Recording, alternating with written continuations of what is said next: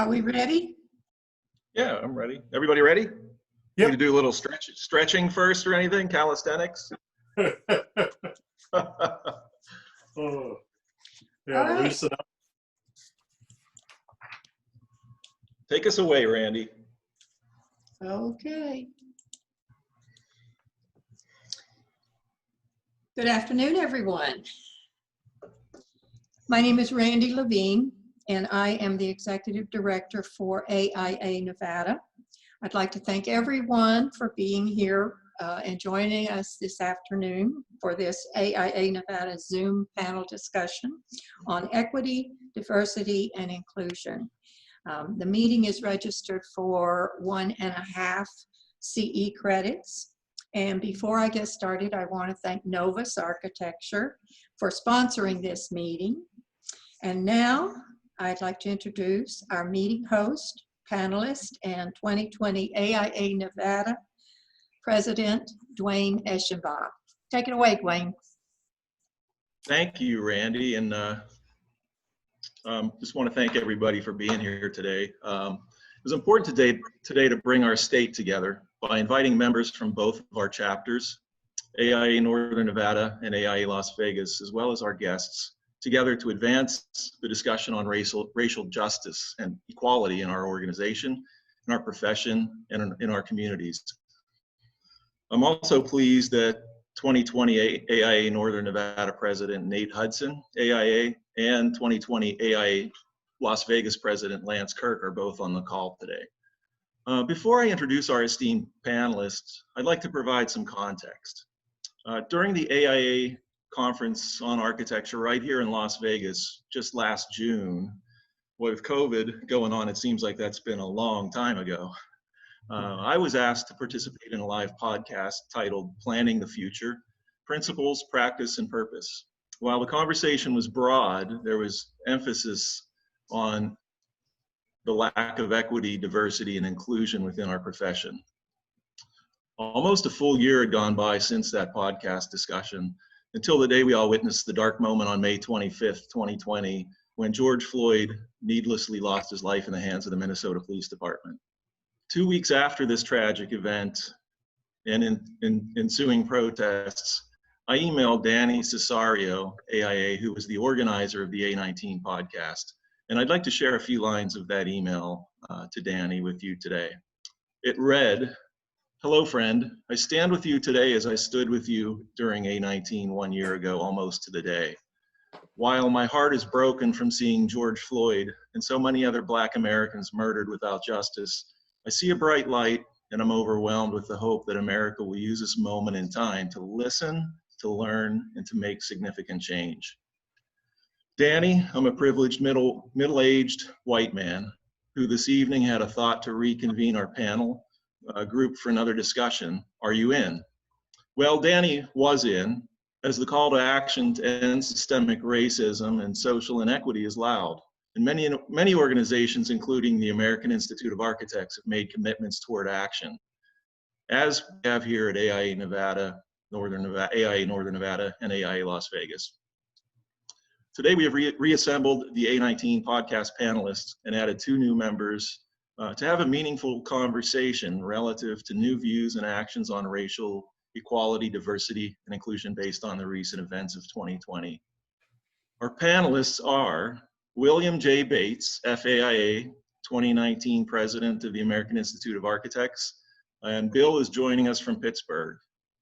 I was going to have a joke right here and say, hold your applause until we're all finished with the introductions, but I don't know how applause works with Zoom. Also joining us is Danei Cesario, AIA, founder of WALLEN and daub, and project manager at SOM. Danei's joining us from New York. Melvin D. Green, AIA. Melvin's a principal of architecture and planning at KME Architects here in Las Vegas. Cynthia Pfeiffer Krakauer, AIA, Executive Director of the Beverly Willis Architecture Foundation, is joining us from New Jersey. Michelle Tapia, AIAS, is the 2020 President of the American Institute of Architecture Students at the University of Nevada, Las Vegas School of Architecture. Maria Del Vera, AIA, is an urban design and urban culture researcher and formerly UNLV faculty, and Maria is joining us from Toronto, Ontario, Canada. And finally, the most important member of our panel is our moderator, TR Todd Witcher, who is an accomplished freelance journalist with almost 20 years of experience. Todd has written about architecture and urbanism for a variety of publications, including Time, Civil Engineering, and our very own Desert Companion magazine. He's won 6 awards from the Society of Professional Journalists, the National Association of Black Journalists, and the Western Publishing Association. Todd has taught both in the School of Architecture and the School of Journalism and Media Studies at UNLV. And if you want to read more about all of our panelists, their full bios are on our AIA Las Vegas website, where you all went to register. So panelists, I thank each of you for joining us today and for meeting over the past 3 or 4 weeks to plan and develop the content for this meeting today. So without further ado, let's get it started, Todd. All right, sounds good. Welcome, everyone. Thanks for joining us. I just wanted to lay out a couple of items that I think will maybe help frame our conversation today, and then I'll turn things over to our panelists and let them weigh in. The first is, we've talked amongst ourselves a little bit about equitable space. You know, our conversations always seem to come back to that sort of root fundamental idea. And we thought we wanted to try to define that, at least, you know, conditionally, as a way to sort of frame our conversation today. And so equitable space for us has to do with enfranchising citizens of marginalized communities, engaging their participation and leadership to break down barriers to access in every facet of social life. These include transportation, jobs, healthcare, education, food, financial institutions, and communication, in order to build safer and more prosperous communities. Also, just a brief recap of a couple of numbers. African Americans in the United States comprise about 13% of the US population. AIA membership, actually, Bill, let me ask you, I've got 5% here, but I think you might have said it's more like 3%. Well, yeah, the registered architects in the US, African American registered architects, comprise 2% of the total out of what, 110,000 registered architects in the country. Okay. Maybe around 1,800 are African American. Okay, a vanishingly small number. At our own School of Architecture here at UNLV, the percentage of Black students is around 5%. Architecture studies across the United States is around 3%. And Dwayne had just sent us an email earlier today that among interior designers, that figure is also about 3%. So 2%, 3%, 5% versus 13%, just for a little bit of context. So the first question I want to pose to our group today is, and this will have a couple of different components. You guys can kind of take this as you want. How can we do a better job making equitable spaces?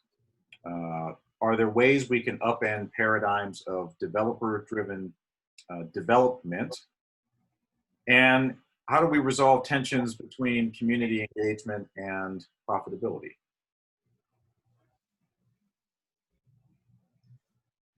Well, I can call on someone if everyone. I'll start the ball rolling. Yeah, it's a great question, and it's one people have been working on for a long time. There is mistrust or distrust in minority, marginalized communities because of so many mishaps or bad design projects or development initiatives that have hurt those communities. They feel as though oftentimes urban redevelopment or development projects come in with the intent of extracting profit from those properties within their communities at the expense of the families who have lived there for, say, generations.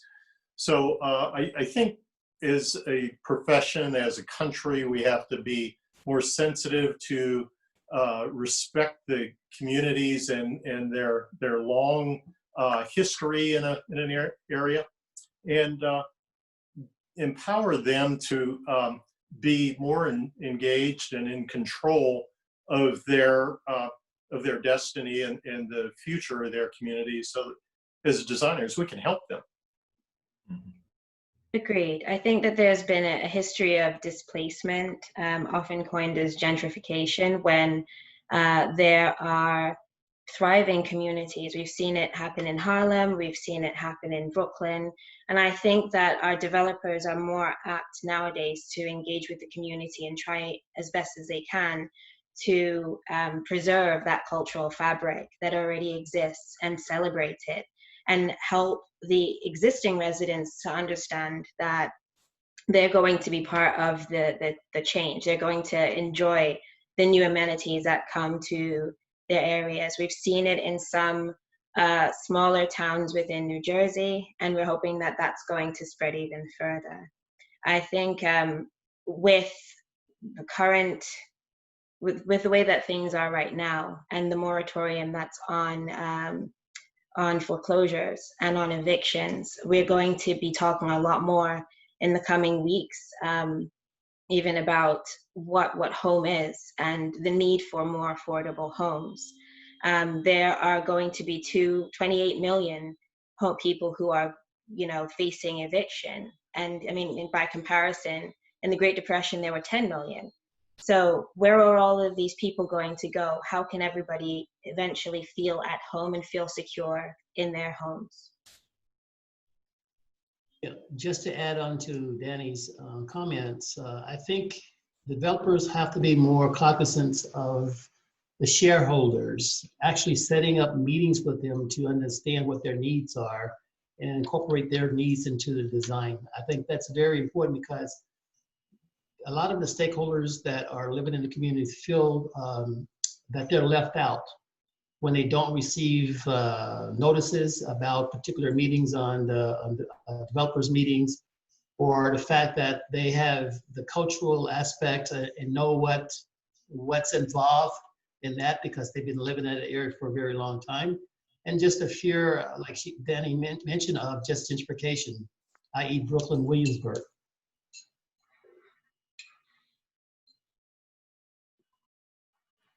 Maria, Cynthia? Oh, you're on mute, Cynthia. I realize. Oh, there we go. I think one of the most important things when you're working in a community engagement place is that you, as a professional, that you respect and actually actively listen to what is being expressed by the people that you're trying to help, because that the helping is a power thing too.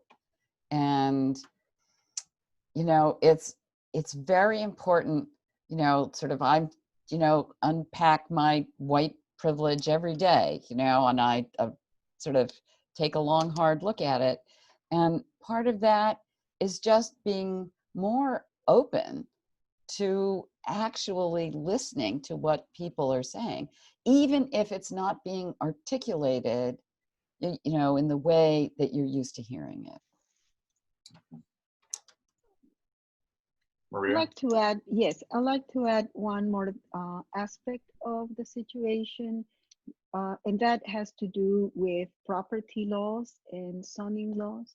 And I think that for a very long time, this has laid sort of dormant, where stakeholders will be the first to begin to modify those laws.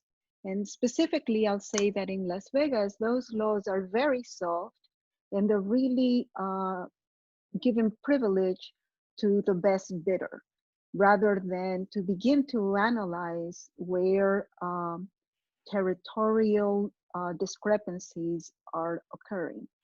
For instance, in different areas of Las Vegas, there is allowances for certain types of buildings only, certain heights, too many churches that do not allow, say, for growth in socioeconomic aspects. And that begins to impinge on the livelihood of small businesses, small housing, even diversifying the concept of housing. It may be necessary in the future to not think of housing the way we do right now, which is have bedroom, living rooms, kitchens that are underused or overused.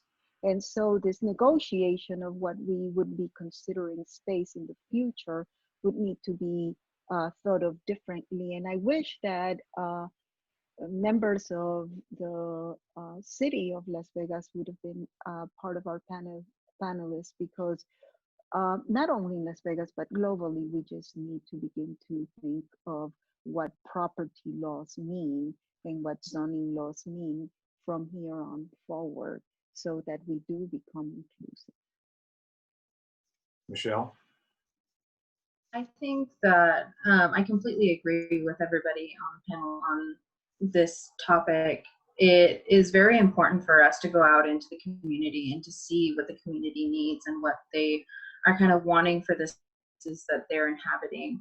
And I think it's really important that we start implementing that idea very early on as students, because it is something that I never really noticed or took account into until I was able to get more involved into the profession.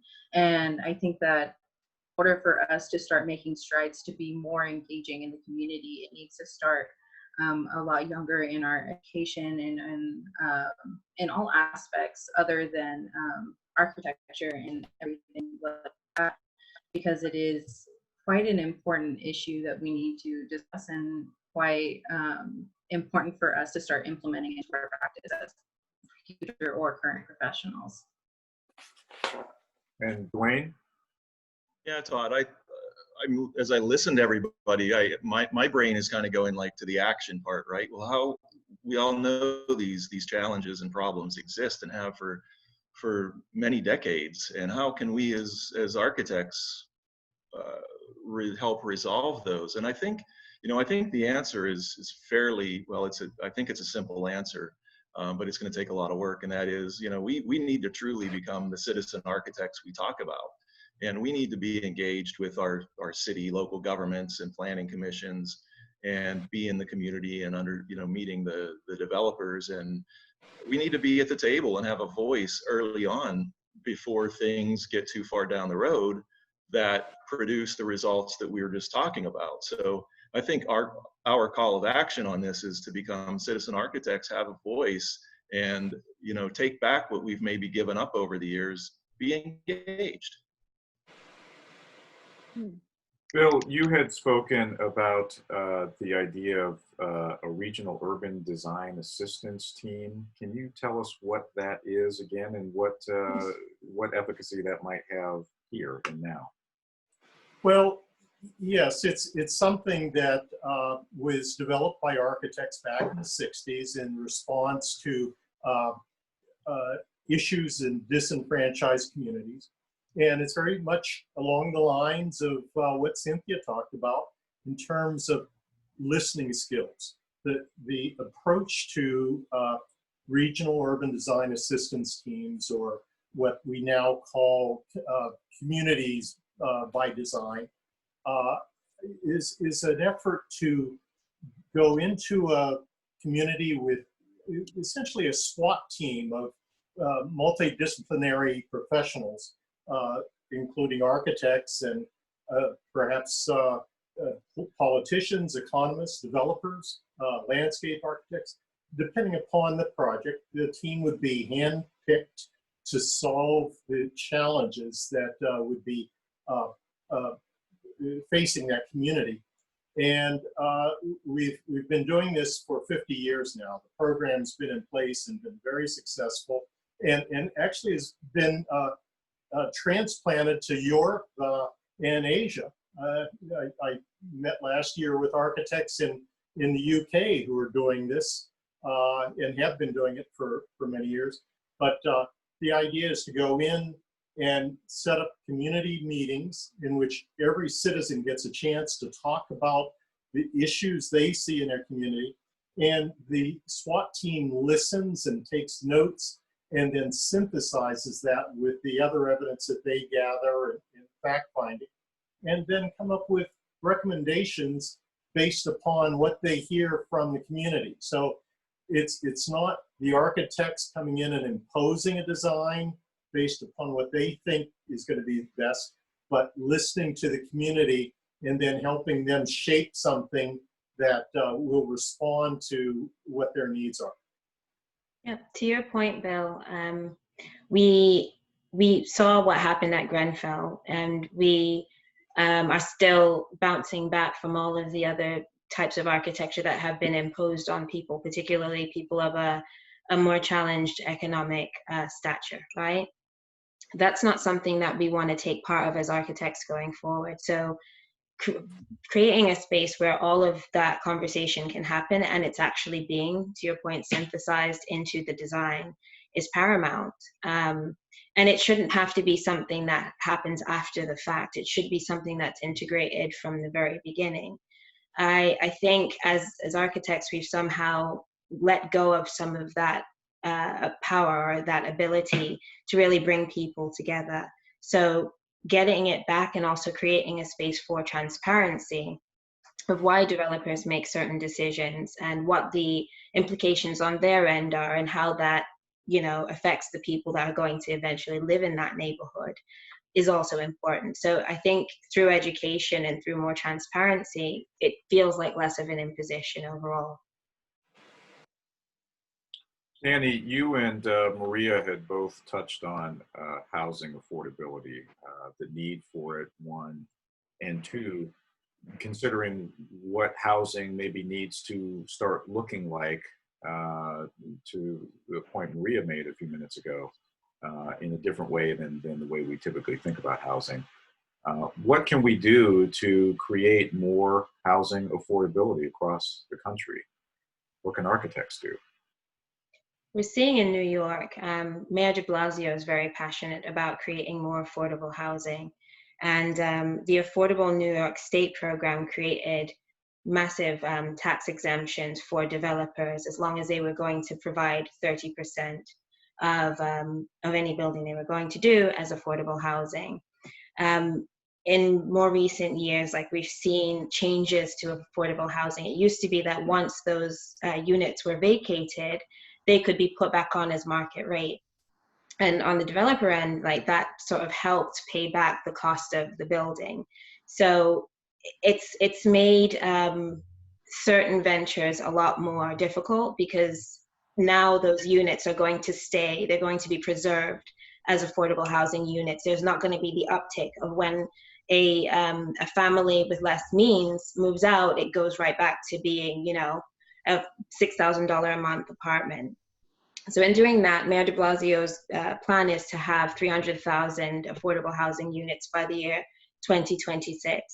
And in making sure that some of those units are maintained and not just going back to market rate housing, they've been able to essentially preserve the units over time to get to that plan. But the backside of that is how it affects developers. So making sure that they can still make their revenue from a business side of things is important. But that's not something that can happen in the silo anymore. I think one of the things that's really interesting about what's going on in Los Angeles with accessory dwelling unit zoning, where where there's been, you know, tremendous homeless problem in Los Angeles. It's just desperate. And the new ADU zoning is probably going to help a bit. And part of what is key to it is that it's just reimagining this particular type of housing unit, you know, the single family house with a garage. you know, you can double the capacity of any one of these lots that has been given this type of zoning. So, which does several different things all at once, and is, I think, a very creative, perhaps uniquely Angelino, but a very creative way of getting at both cultural issues and affordability. I wanted to ask another question to you guys. There are few minority-owned or women-owned architecture firms in the country. Large federal and state contracts require some kind of set-aside percentage of work to go to such firms, but often that work is not substantive. The WBE or MBE firm is just there to kind of check a box, basically. How can we prevent that from these firms, from being tokenized? How can we provide better opportunities for these firms to advance their own knowledge and experience? Hi, this is Mel. I think it starts with educating the client themselves so that they can make a genuine effort to ensure that the architect of record, whoever they select, looks for qualified minority firms at the very beginning of the planning process. It's really too late when the drawings are already started, there are renderings that they're showing to the public or meeting at zoning. So we have to explain to the owner why mentorship as well as partnership of minority firms are an asset to the architect of record. Because of our diversity in design and experience, we could come up with maybe a different way of doing our design portion. So I think that's critical that we make sure we educate the owner as well as the architect of record. Yeah, I don't think it should be a case where there's a mad dash when there's an MBE or WBE requirement to just, find one. I think that we need to have existing relationships that are honed and like valuing what those firms are bringing to the table. Firms with long histories like Moody Nolan, firms like Roberta Washington's firm that have contributed to the built environment for decades, like they should be known, they should be celebrated. And I know that NOMA National is working on a registry to make those names and those firms more available to firms that may not be as familiar. I think that that's a step in the right direction, but we can definitely do more. It shouldn't just be as needed. Yeah, go ahead, Melvin. No, I was just going to mention that KME Architects actually teamed up with Moody Nolan on several projects here in Las Vegas. Yeah, I think it's also important that if a majority firm establishes a relationship on one project with minority firm, that they allow them to grow through that relationship. And so with each successive project that they take on as a team, give more opportunity for design or a wider opportunity to show the talents of the minority firm. Oftentimes, the minority firms get pigeonholed doing only shop drawings every time, and or site observation work, and I think that really discounts the ability and the talent that might be there within the minority firm, and I think there's an opportunity to change that paradigm. Let that teamwork grow and until it maybe gets to 50-50. And I have a great example of a method that works. The convention center, it's a $1.5 billion project. Phase 2 was $1 billion, and phase 3, which is the renovation part, was $500 million. And so what we did was the architectural teams, consisting of 5 architectural teams, we actually sat down, had a meeting, and there was a requirement from SB1, which was 50% of all of the design portion would go to minority architects, and we were the ones that were selected to be on that team, and we won. So what we did was we actually sat down and determined the actual hourly rates of all of the staff, from principal all the way down to the clerical staff. We also established executive committee made up all of the principals, all of the firms. We then determined that we would have an executive meeting once a month to discuss the direction of the company, weekly meetings to discuss the progress of the project. And what we did was we made sure that all of the various firms, based on the percentage, had submitted their staff to work in a location that was an autonomous location. And it worked out very well. We're about 5 months away from completion. That way, as Bill stated, we weren't just doing stair details, bathroom details, elevations. We were in the whole process from beginning to end, where we have a staff of designers, we had the principals all involved, and all of the hourly rates were the same, so there was no issue.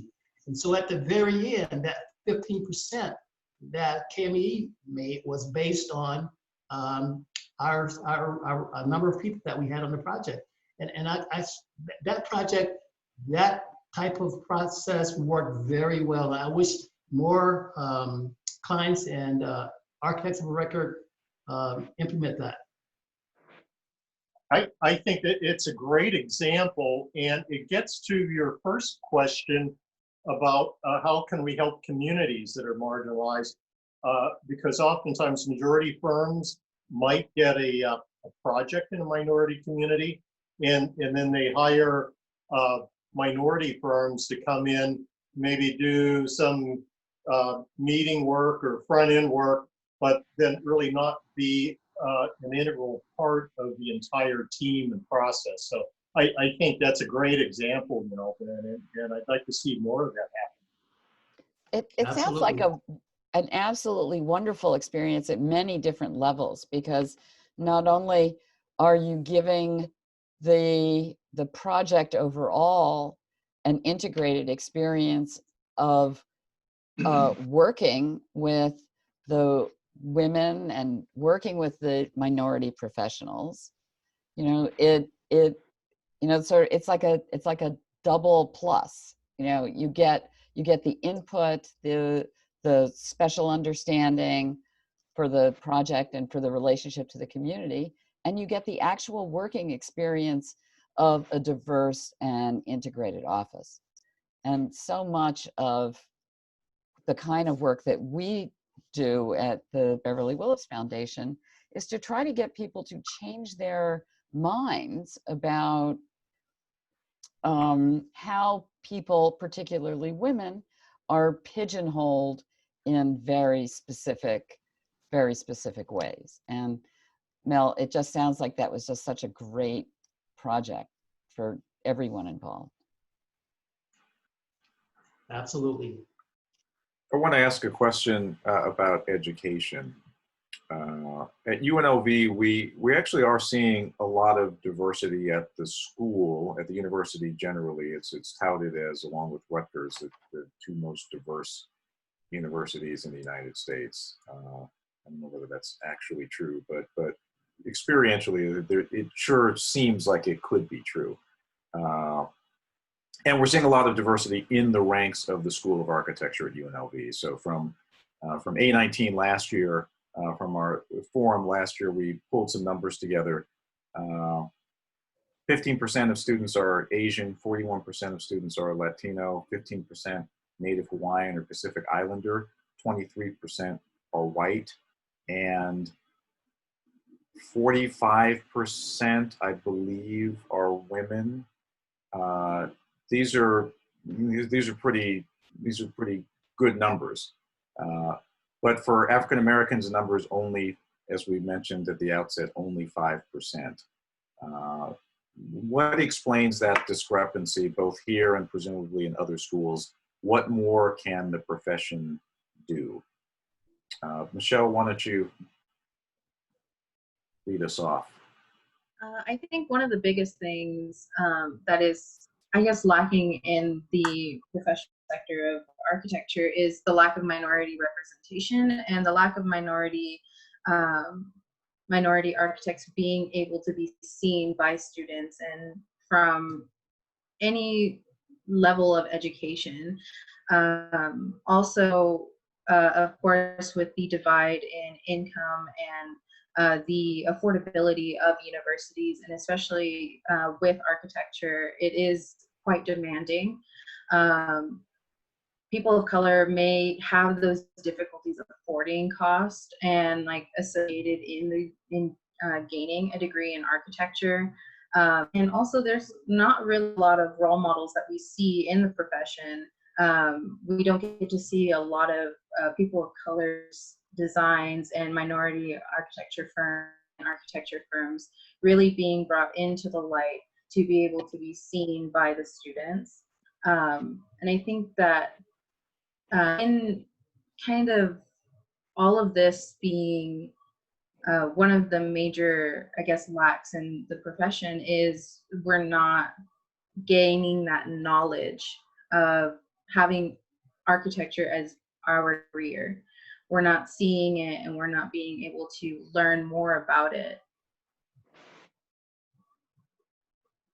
Todd, this is Dwayne. I think, you know, one of the barriers, I think, is definitely, as Michelle's talking about, the lack of faculty, minority faculty in architecture schools, probably across the country. But, you know, the numbers and the number for women at UNLV is actually a little different. It's 51%, I believe, 51% female, 49% male, which is great. But we're, you know, I think across the board we see these statistics in college that look promising and look a little bit more diverse.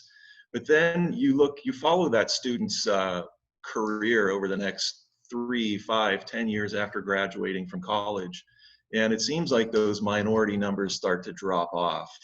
And I'm not sure exactly. You know, there's multiple reasons. I know for women, you know, there's families and childbearing and that kind of thing, and it's maybe difficult to come back. And you know, I think this moment in our time with the COVID-19 pandemic that we've all been dealing with has maybe shown us a way that, you know, women don't have to leave the profession to have children and stay away. You know, there's a way that they can work from home and not have to be in an office. So I think this moment is very positive in that regards. But in terms of the minority drop off, I'm not sure what you know, what causes that. Well, Dwayne, you're touching on the ongoing issue of attrition, right? So just because Yes. it's 50-50 in the universities, Cynthia knows very well about the drop-off. And at my firm, we have the Women's Initiative at SOM, and we have winter shadow shifts. So the last winter, we had 6 to 10 young women come in from universities far and wide, as far as like Atlanta, as close, I think, as a New York university, and spend the day with us, just getting to know what we do. And I know for Beverly Willis, we had, I was lucky enough to be a part of it, the Emerging Professionals group with a cohort. So I got to meet a lot of women who are in my same stage of experience and like talk through some of those things. So, but I just don't think we can minimize it down to motherhood, because I think we've seen in the past month or so a lot of social media accounts that start with black at blank firm, right? And there have been so many stories about the levels of discouragement, you know, that happen, that force people out and that make people question whether they want to show up at work every day. Some of us are luckier than others, and last year we spoke at length about everything from being sidelined for a handshake to being mistaken for somebody's daughter on site, you know. But there are deep problematic things within firms that kind of decimate the number of people of color and of women, to Michelle's point, that would be able to like represent leadership within a firm. My firm is working towards being better, not just in a way that's, you know, it's all talk. There's actual action steps. There's a hotline that you can call and report those instances so that people don't feel as much of a need to start an Instagram page that talks about the harassment they've endured, but they can actually speak to somebody face to face who will deal with that, because it's no longer acceptable. It wasn't acceptable to begin with, but it's definitely not on now. Maria? Well, I have a long history with various kinds of practices. I did work in my younger years at AIA Partners as one of the designers. And at that time, what seemed to be, well, I will have to say that the firm was welcoming in many aspects, but what seemed to be a detriment is, where was your education? How did you identify? It wasn't much the color of your skin as how higher up in the Ivy League schools were you. And at the time, I happened to be the only person that was not in the design teams that was not either a Harvard grad or a Cooper Union grad, which were like cliques.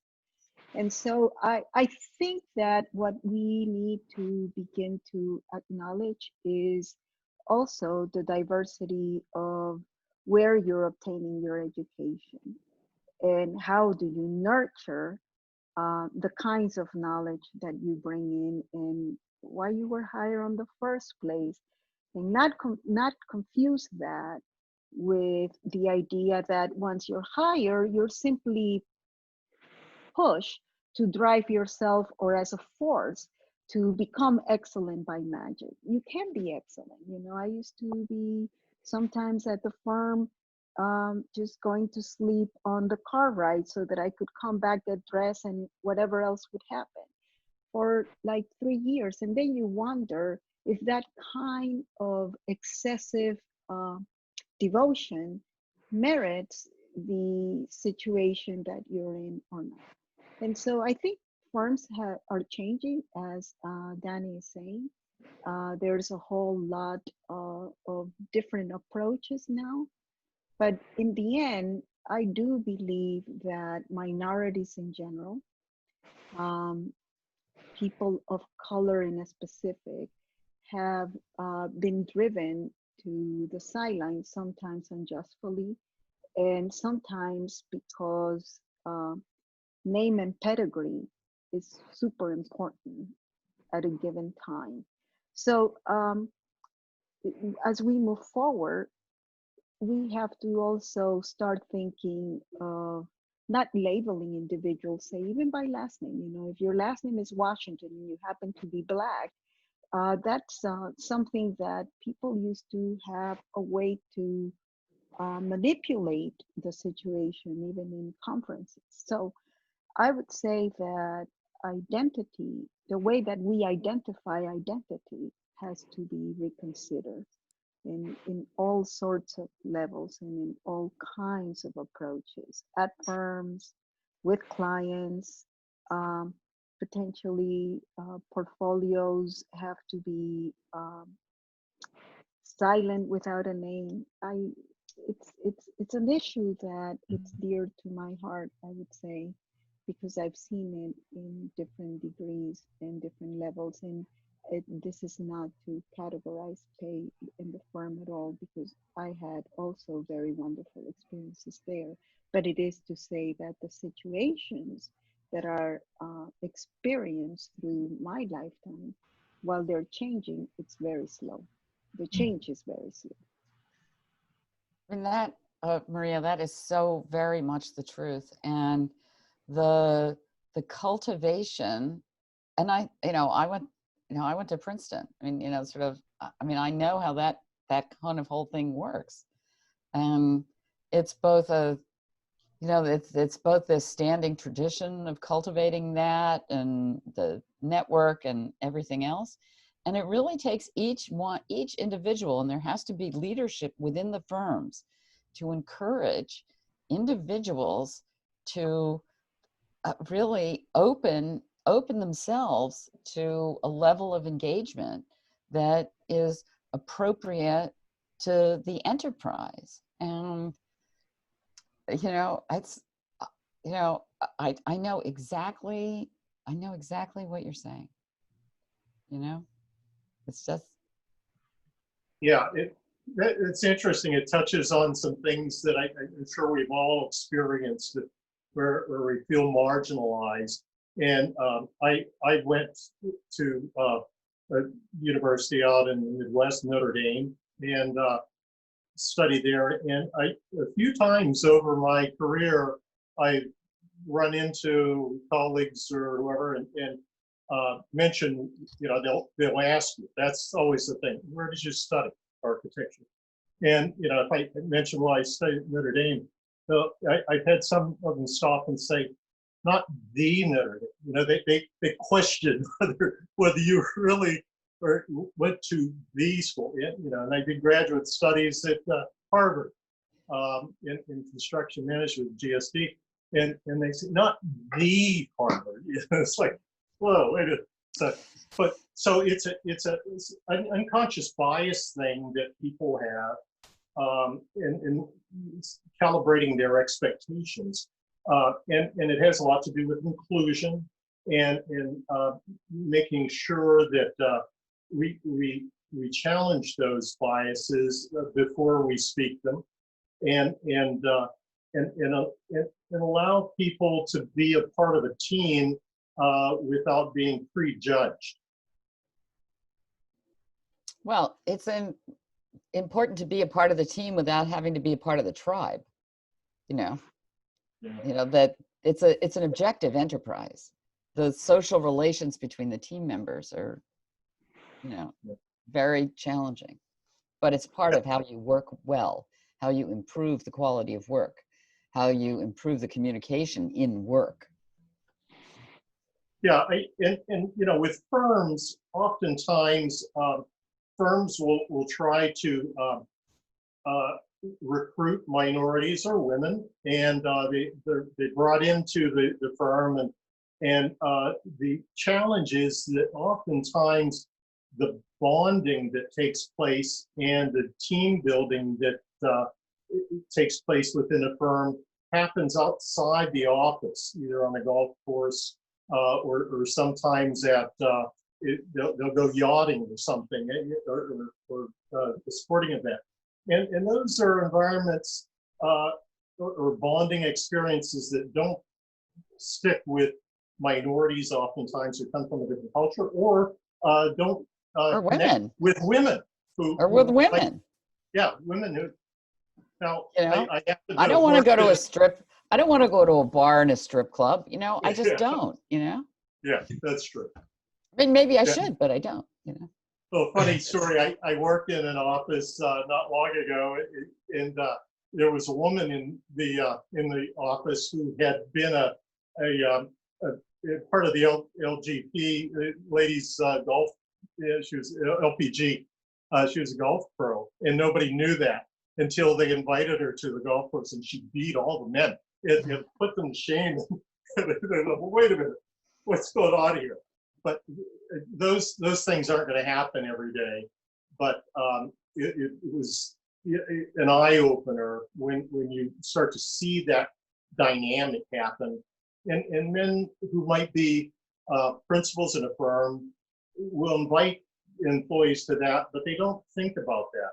And oftentimes I think in the back of their mind, that bonding or team building plays into promotions, which is challenging. And we've had trouble in this profession seeing, by not seeing women and minorities rise in the ranks of ownership and leadership in firms. Yep. And that's not because we're not as good. Oh, no. Better in often cases. I've heard, I talked to an architect a woman in Chicago, who had been in a firm for about 10 years. And she expressed frustration because she was training newbies who were coming into the firm. And after she trained them, they were being promoted above her after these years. And they were there for maybe 2 or 3 years. And they were men who were being promoted. And she was the one who trained them. So I suspect there's some unconscious bias playing into that scenario. And it's probably not, a rare case. I think that may be happening pretty often. So there's this office culture issue. Some of that even begins in the universities. The studios. Definitely begins in the studio.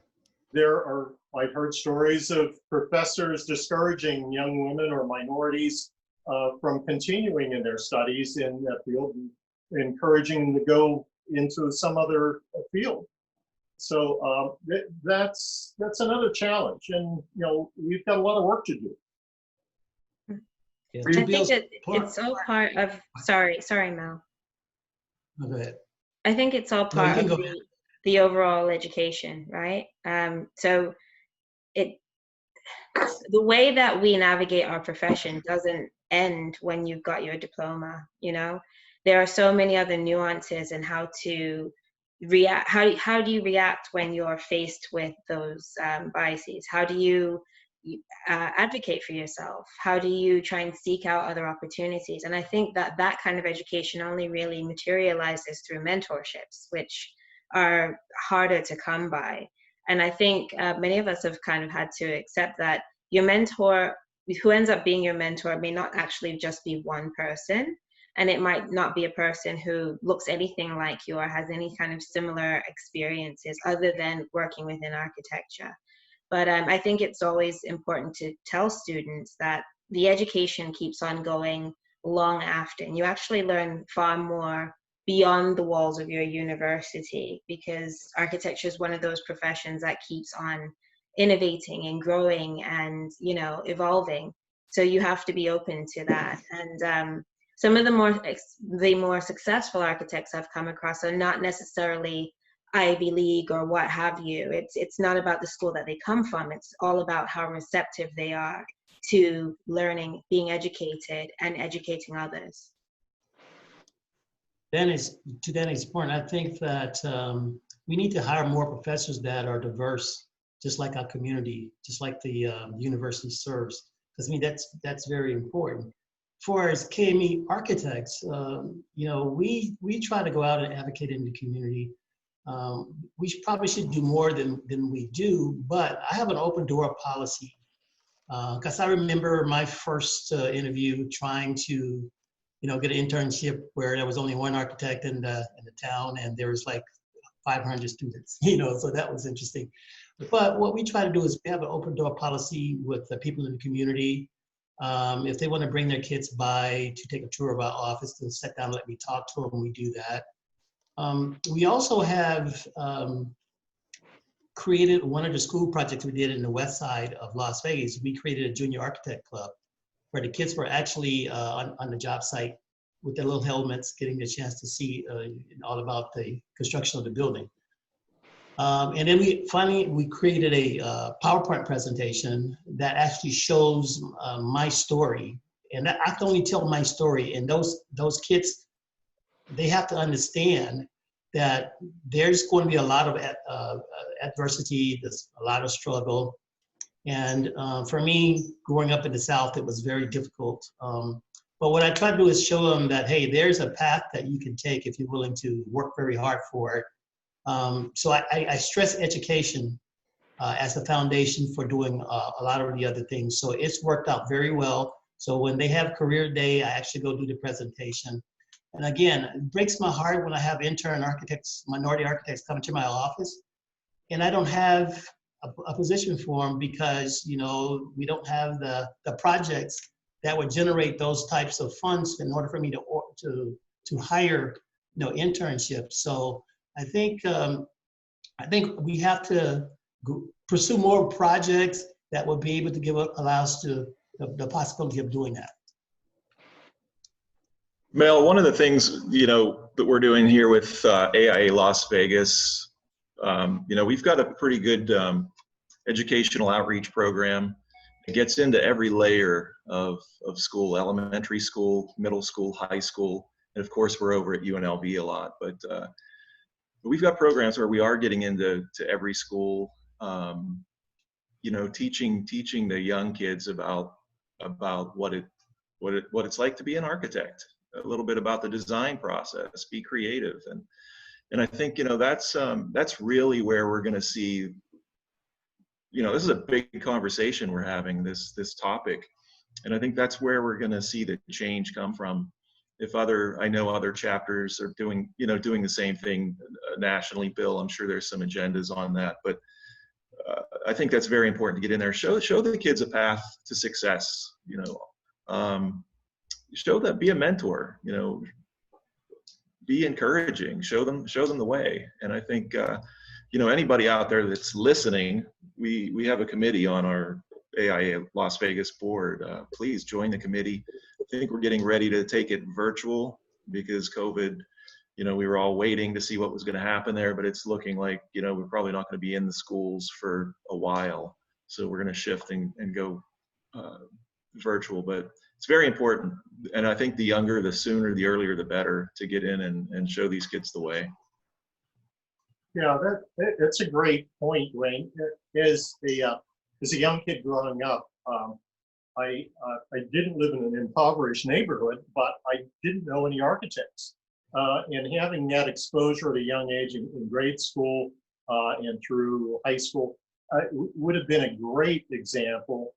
I had to discover it just by chance, although I had always had this passion for design from early on. But I think that there's so much talent that's lost out there that's looking for something like architecture and would be tremendous that we're missing. And I was fortunate last year to have the opportunity to travel. And one of the points I made to do is to visit each one of the HBCUs, the historically Black colleges and universities, and the ones that had architecture programs. And I was really impressed with the work that they're doing. It's amazing, the programs that they have, the design work. And it would be a wonderful thing to see more majority firms recruiting from those schools. I think you'll find gems of great design, future leaders in our profession in those schools today. And the large firm roundtable of the AIA is already starting to do that. They've organized recruiting missions into those schools and finding some great talent. But I would encourage other firms, small, medium, large, to look at that as a great proving ground. We wanted to have some time at the end of our conversation for questions from our attendees. But before we turn it over to our audience, if anyone has questions, I think you can you just type them in? Yeah, Todd, real quickly, the questions are on the bottom of the screen. Do you see them? I see the. There was a Q&A. Do you get the Q&A or just me? No, sorry. No, we all. Okay. I see them, and then You can there's click some on in the it. chat too. I have some questions. I'm sorry. Who said that? Someone had a question. Well, let me before we hear from the attendees, I just wanted to ask the panel one more kind of two-part question. So we're in a moment where monuments have become a major site of protest and challenge to the status quo, to a legacy of racism and white supremacy in the U.S. and abroad. Mostly this has been centered on the so-called lost cause monuments built to romanticize the antebellum South. But slaveholders in other countries and slaveholders who are also this nation's founding fathers have also come under scrutiny of late. So the first part of the question, as architects, where do you guys stand Are all monuments up for debate about whether they still speak to us today, whether we still need them? Do you draw a line between defending some monuments but challenging others? And the ones that you think we should take down, do we stick them in a museum somewhere, or do we do what English citizens in Bristol did with the statue of Edward Colston, who was a 17th century slave trader and one of that city's most important figures, and throw the statue into the sea? Wow. Yeah, this is a really historic moment that we're living in, and it's interesting that statues are under attack, and I think rightly so, that we have to revisit the people we honor and we build monuments to. There's been a lot of controversy about it. There are a lot of people who we should have erected monuments to, who really deserve it. It says so much about our culture, our history, and who we are. I'm not sure about putting them in a museum, although I think that those people and what they did should be in history books. The true story about it should be in our history books, and should be part of the curriculum in school, so that we understand why those monuments are being challenged today. Monuments shouldn't just be about sentimentality. So I think you really need someone who has demonstrated and produced true value for society before there's a monument. I think one of the things that's really, I spent a very brief 2-year stint at the University of Virginia on the faculty at UVA. And it was a very, as somebody that grew up, elsewhere, and, I grew up in the Navy, so I was like a lot of elsewheres. And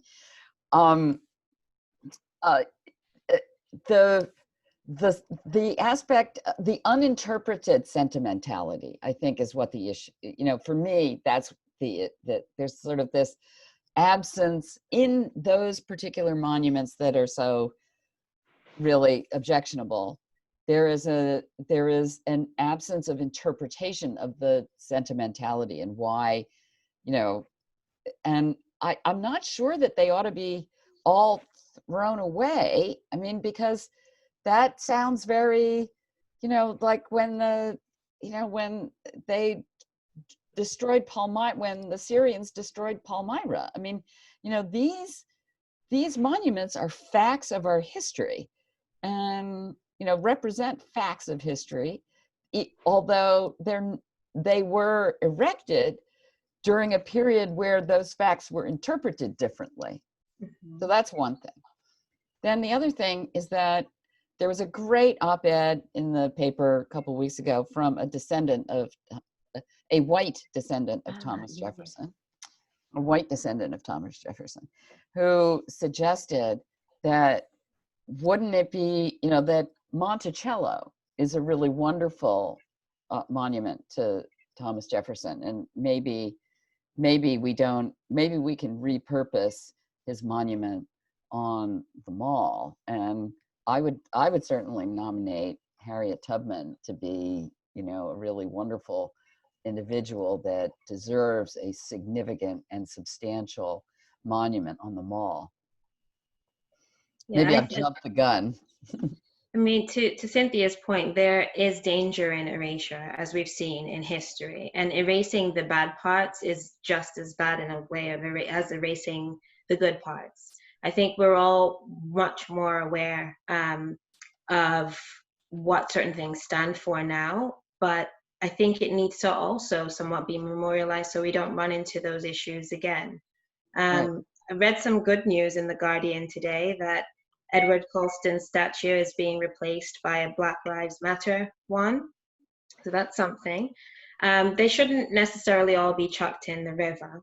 but we had I just featured on WALLEN daub a descendant of Robert Baden-Powell, and her experiences of being, he's the founder of the Scouts in England, and her experience of, having this sentimental feeling because he's a member of her family, but also as a biracial woman, like what that means for her.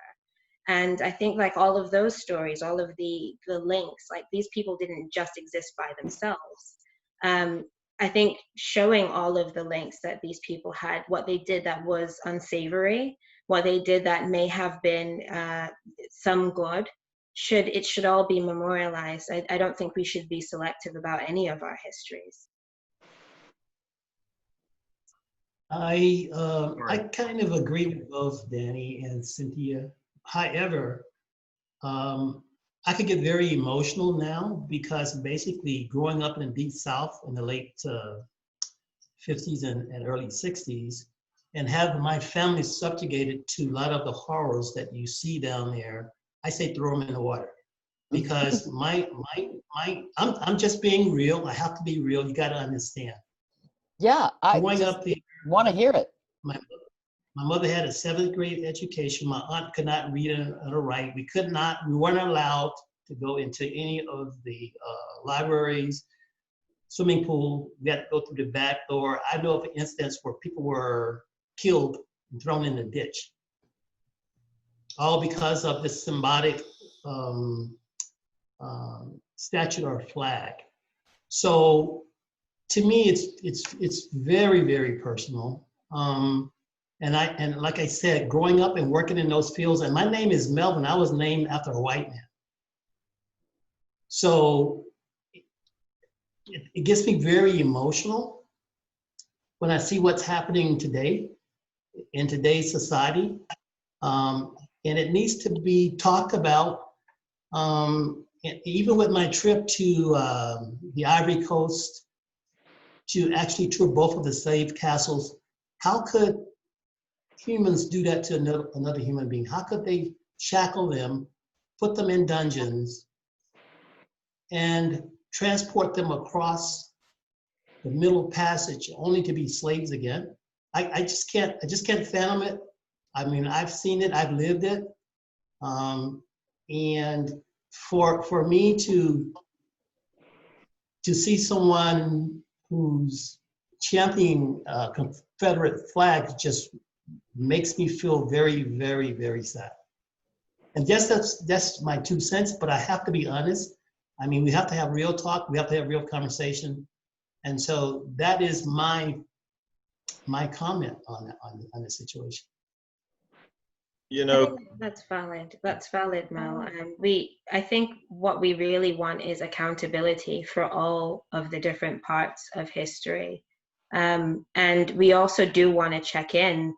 Maybe there's a policy that every decade we reevaluate the things that we commemorated in stone and in marble, and really reevaluate that, because times are changing. When a lot of those statues that you're referencing were erected, it was during a time where some of us all on this call, on this panel, could not drink from the same water fountain, to be frank. And that's not the case now, but there's still very much racism and prejudice and so on. So I think we do need to do checks and balances about what we do celebrate. Yeah, Danny, I think you brought an important point about losing the history. We don't want to lose history, right? Because it could repeat itself. We're in a few of us are in Las Vegas, and we have the Neon Sign Museum, where all of the old Las Vegas Strip marquee signs go to rest.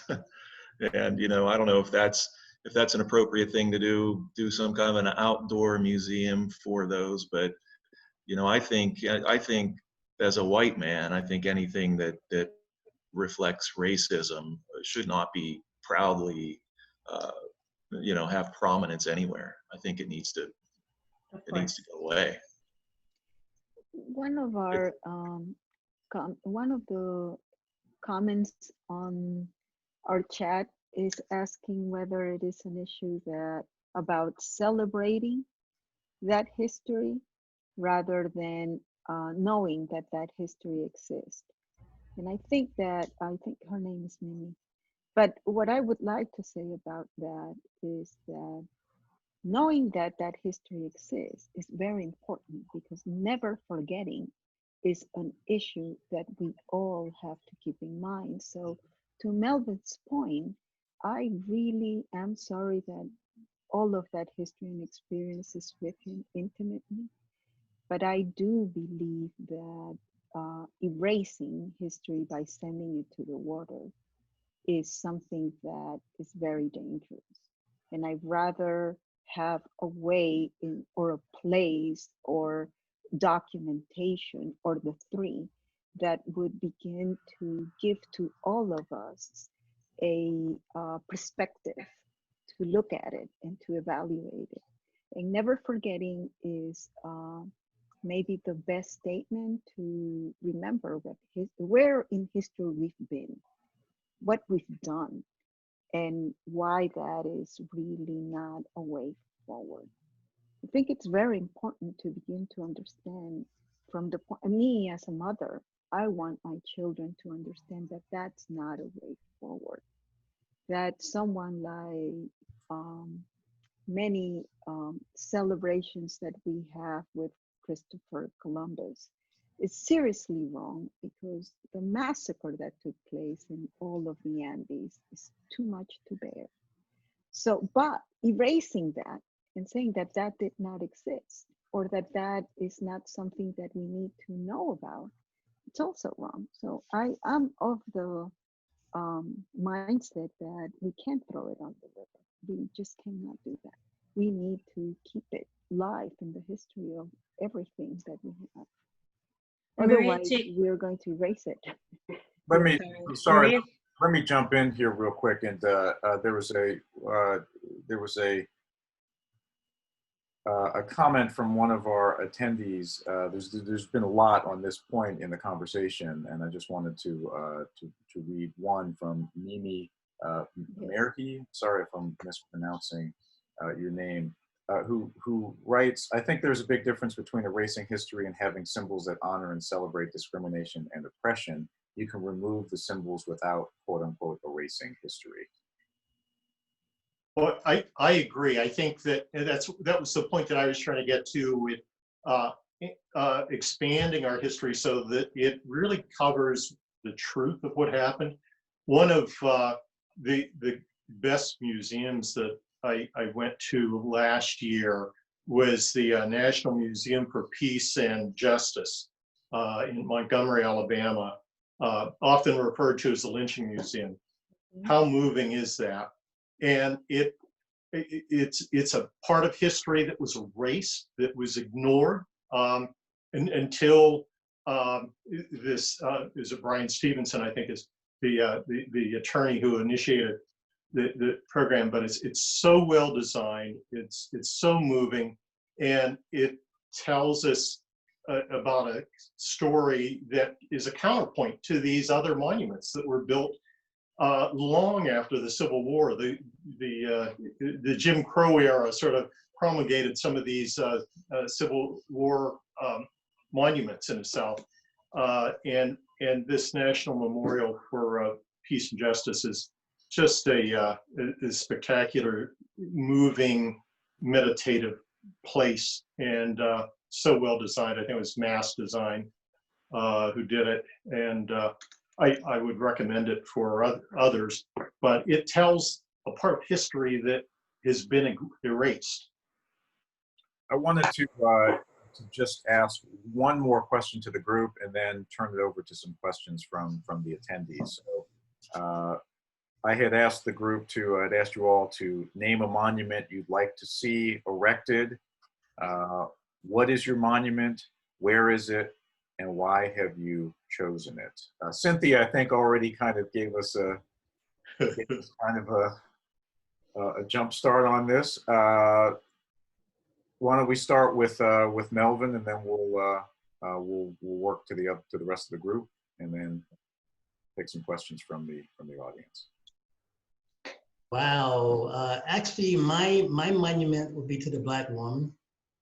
And the reason why is because she's multifaceted, strong, intelligent, passionate, and strong-willed.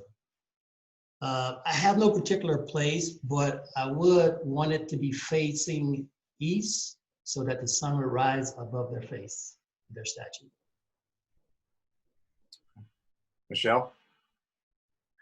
So I think mine has to do with my heritage and where I come from and where I am, where I was raised in California. And my monument would be in the Central Valley of California, and it would be a monument that focuses around the Lotus wife. She was able to work alongside us to help bring rights to farm workers in California, and to also help empower young Latino women in politics and everywhere around California and in the United States.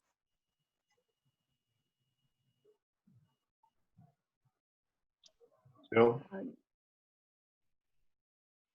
Yeah, you know, Cynthia stole my idea, but which Harriet Tubman, and I hope that she'll get on the $20 bill eventually. Let's hope so.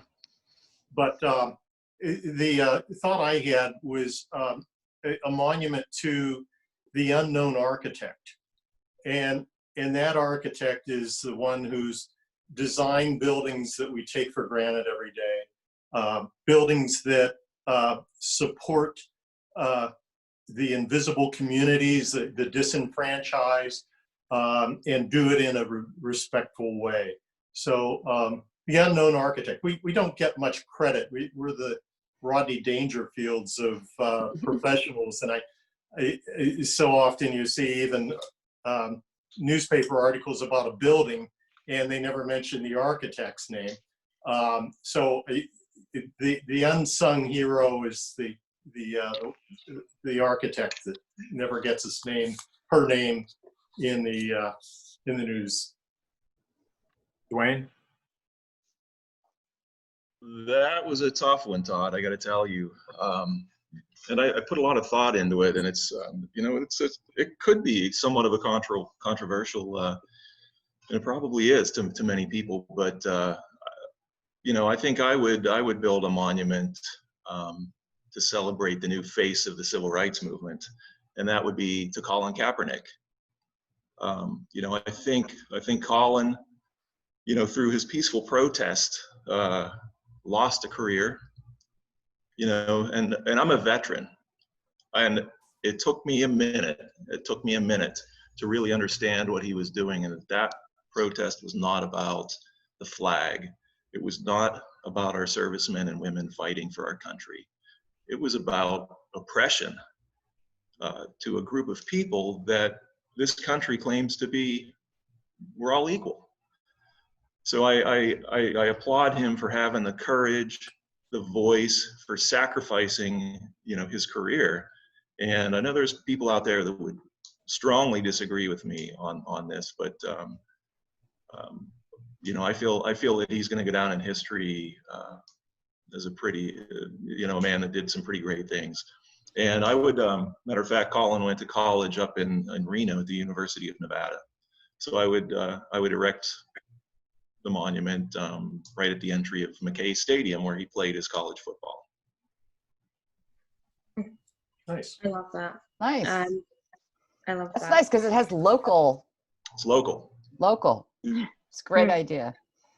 I think mine would be an amalgamation of Queen Nanny and Cudjoe of the Maroons, and the wind, something for Windrush. I know that there's a monument going up by Waterloo Station, but my grandparents are of that generation, and their contributions to the economy of Great Britain and how some of their own histories have been erased with the Windrush scandal would be interesting to commemorate. And I would want to put it someplace in Manchester, which built its notoriety off of the textile business. And, you know, that's it. We realize that everything is linked back into history. So the cotton trade and all of that. So I would want a celebration of all of the contributions of Black people who've been displaced, what they were. And I don't think everything needs to be rooted in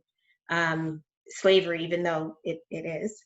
But I think we can do better at celebrating people like Mansa Musa, people who, you know, they contributed to history, but because it's not a struggle story, it's not as well known of. So those would be my monuments. And I would commission Olalekan Japhus to erect it, build it. Oh, wow. Wow. Wonderful. Do I go next? Yes. Okay. So this will be odd. My monument would be to my great-great-grandchild. And it would be more of a message than a commemorance to anything that I would think they would do. But it would be to those that come in the future will probably have a different perspective than we do, and maybe closer to a healthier mind, not only for races, but for the entire planet. So a monument to the great-great-grandchild. Okay.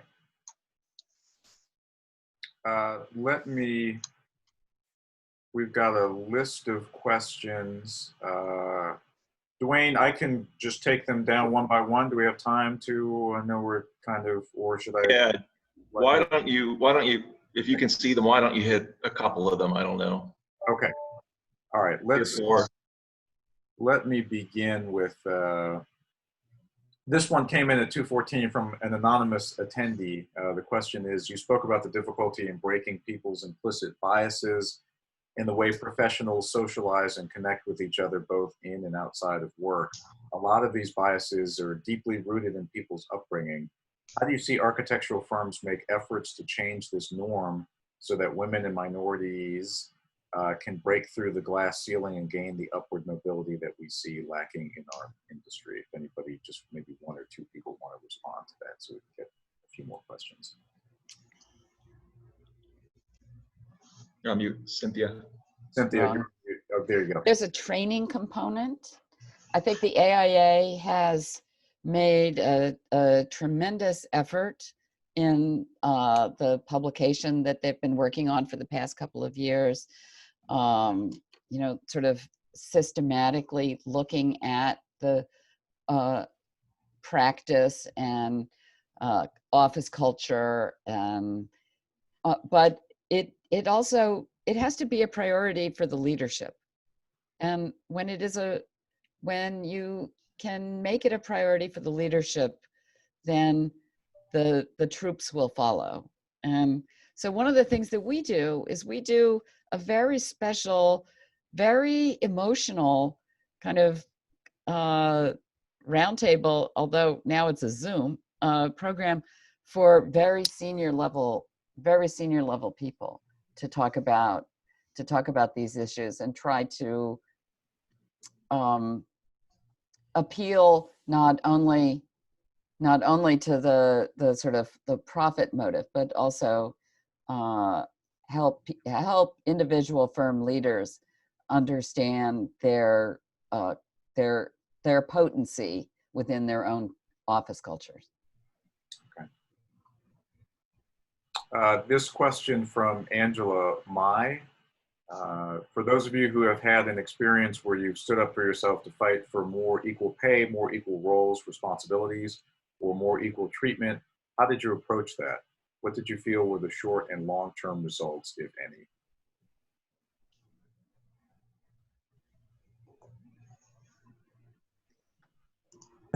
I'd say don't stop fighting. I think presenting yourself and your thoughts and your worth and your value in a way that is dignified and eloquent is really important. Like, it's very easy to get frustrated and just, you know, display that.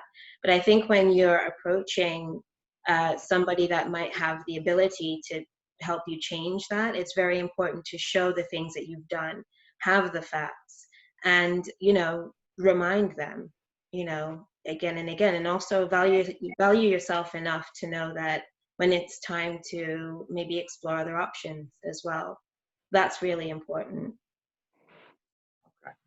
Let me take I'm sorry, two more. Can I take two more questions? Yeah, how about it? This one from Cyprin. What if the architects and housing developer have engaged with the community and yet still the community are apathetic? Do you go again and attempt to engage at a deeper level with them, or do you make up your own designs and just work with the local authority housing developer?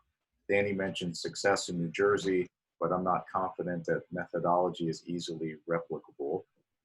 Asking this because in the UK, this type of engagement is both typical and feudal, and the community feel excluded from all levels of the plan, from the draft to final master plan.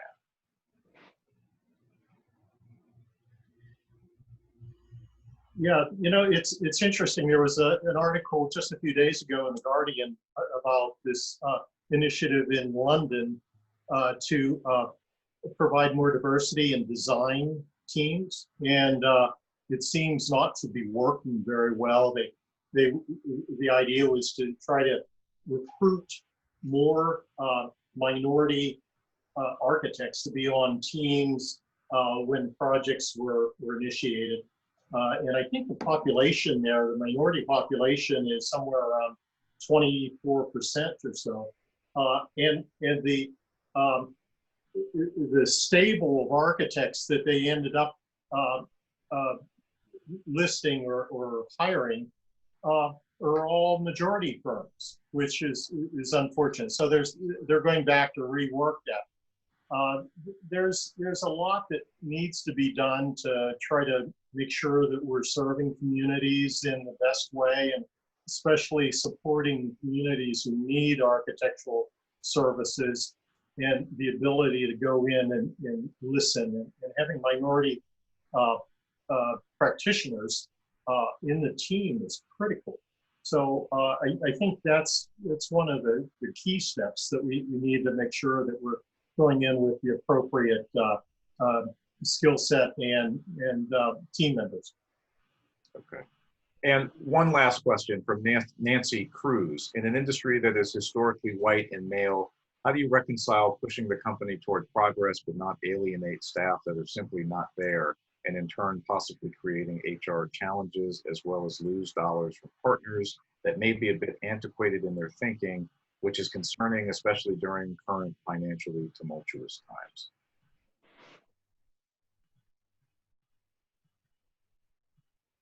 Anybody want to? You know, Todd, that there's a lot in that question. Yes, yeah. I don't know if I can answer every piece of it, but I own a 9-person firm here in Las Vegas, and I tell you what, it really we kind of talked about this a few minutes ago, but it really it's the leadership has to embrace this, right, and take action and make these moves and decisions, and becomes a part of everyday business. And that's what we've done here. We're pretty diverse. I think 33% of our staff are women, and I think, I forget what it is, we're over 50%, I believe, Latino.